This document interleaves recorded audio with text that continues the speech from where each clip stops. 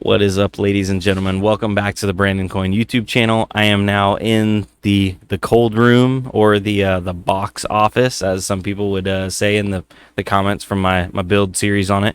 We now have air conditioning in here, so I'm not burning up from mining heat. But that's not what we're here to talk about. We are here to talk about the Ethereum bomb getting pushed back on a EIP, or a Ethereum Improvement Protocol. Is that what it is? I don't know. Anyway, basically an Ethereum update to push back the Ethereum bomb, because proof of stake is not ready yet. We kind of talked about this in the past. We thought it was going to get pushed back, and yeah, it's getting pushed back. So I'm going to go ahead and mute my notifications so people don't go nuts on me trying to mute my notifications.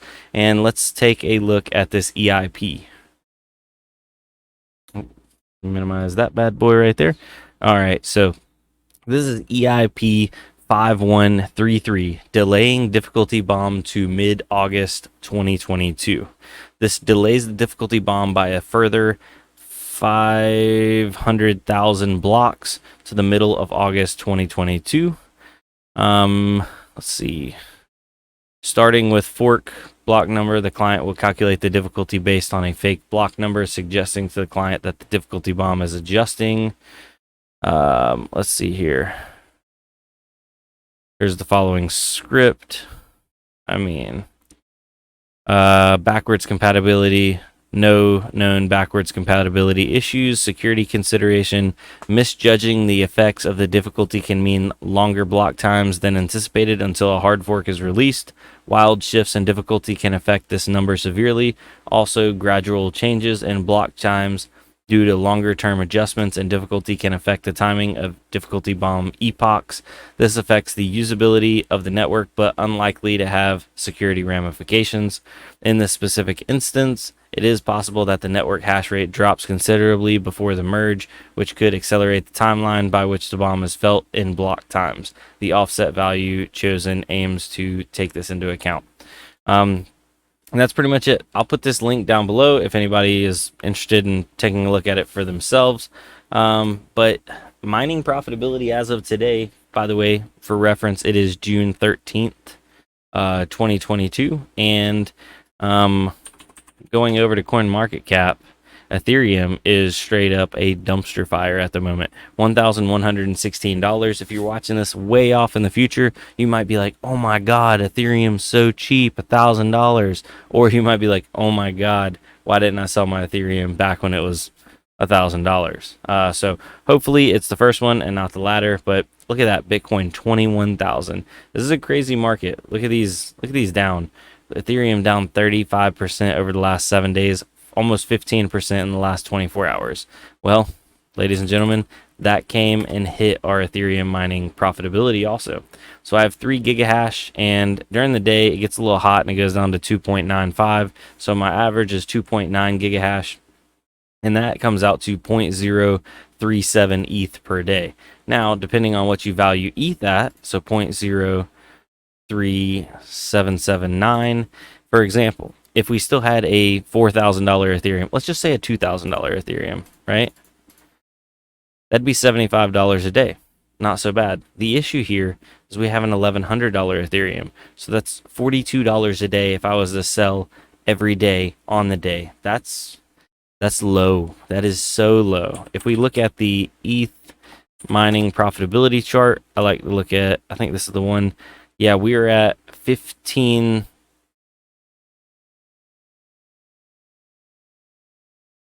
cents per megahash. Is that right? No, it's 1.5 cents per megahash. Yeah, not 15 cents.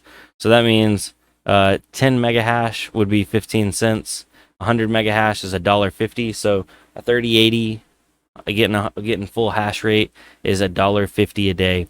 1 gigahash is $15 a day. That means 2 gigahash would be what, $30 a day, and then 3 gigahash, which is what I have, should be right around $45 a day, but I'm only doing 42, so it's actually slightly lower. Now, if we compare this, as of today, we are getting near the all-time lows for USD profitability on Ethereum. That's kind of crazy.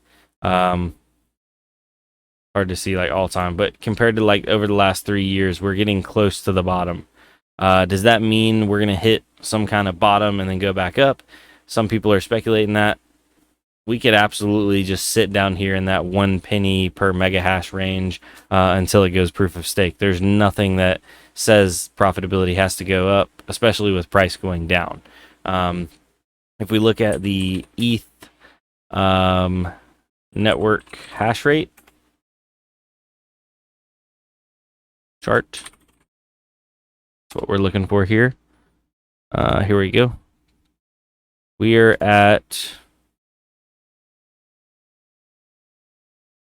So we're down slightly, but man, are we still way up there. Holy smokes. So it looks like over the last month, we've been slowly trending down. Over the last week, we're kind of just hanging around the same. We've been stagnant for a week on the day. Looking at the year chart, we're at 974. We were at 974 back in like March. So we ain't down that far. Network hash rate is still an absolute monster. I suspect we'll need to see some longer periods of low profitability to see hash rate really fall off. But it's not looking great. It is not looking great. But one piece of really solid advice that I do have for people is the times, if I look back on it in the past, the times that I didn't think I was making a lot of money, if I held that for the future, I was actually making like dumb money. Dumb money. For example, let me pull up my calculator here. So I'm mining 0.037 a day of Ethereum right now, 0.037. I didn't click my screen back over. I'll just tell y'all. So 0.037, say, you're mining right now and you're just holding. You're holding the heck out of it. And Ethereum goes to 10K, right? We got a $10,000 Ethereum. That means I would have been mining $370 worth of Ethereum per day. Per day. Now, is it going to go to 10,000? This is not financial advice, but man, would I be happy if it did. You know what I'm saying? Yeah. So, anyway, guys, with that being said, I'm going to hop off here. I hope y'all have a good one. I'd love to hear from you guys down below. Are you still mining? I know I've seen a lot of people they're like, man, I'm cutting my rigs off. I'm done.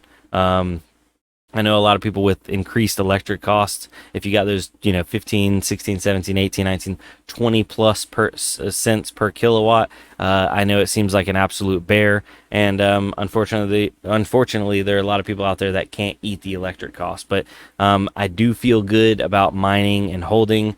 I just hit 1.5 Ethereum, so I'm working on another quarter. I try to mine it a quarter at a time, so that way I reduce my fees on the payout side.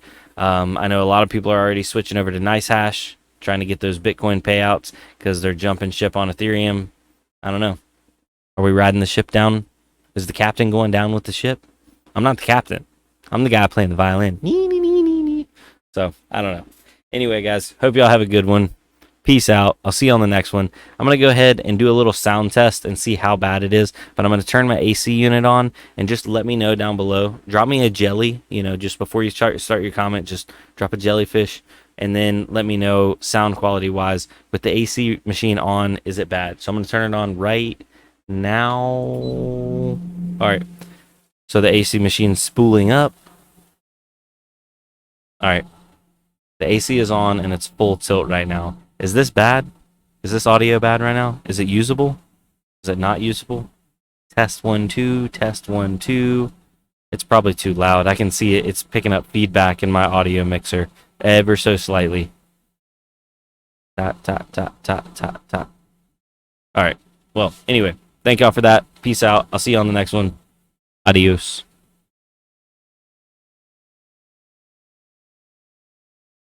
Oh, by the way, how y'all like the old plastic room? Man, it makes such a difference in here. Literally, I go outside that plastic and it's every bit of like 92, 93 degrees. I need to bring I have a little temperature thermometer thing that I use that in my baby's room in the camper just to make sure it's not too hot in the back because it always seems a little bit like the temperature differential in the back of the camper is different from the front of the camper where like the AC unit's mounted. But I brought that in here and right outside last night it was like 95, and then inside here with the AC blaring, I had it running for about 45 minutes straight, but inside here it was like right at 73. But some people are like, oh, 73, that's hot. But coming from basically a 20-degree difference, it was huge walking through that plastic. So just always kind of cool to throw something up, something budget, and it actually work well. It's working well. Some people were telling me also, since I have 2x4s and I did plastic on the outside, I could do another sheet of plastic on the inside, so that way it'd have like a small vapor or small air pocket in between, and apparently that works really, really well for insulating. So I got extra plastic, might do it just for the heck of it. You know what I'm saying? Maybe. Anyway, for real, guys, I am letting you guys go now. So have a good night. Adios.